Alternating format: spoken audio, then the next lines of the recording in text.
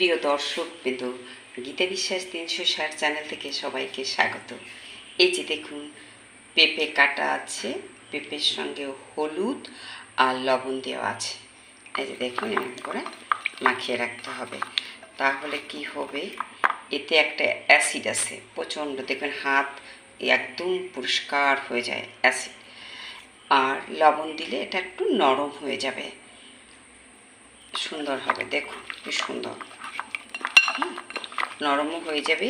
আর এই হলুদটা, ওর যে একটা অ্যাসিড আছে, সেই অ্যাসিডটাকে কমিয়ে দেবে।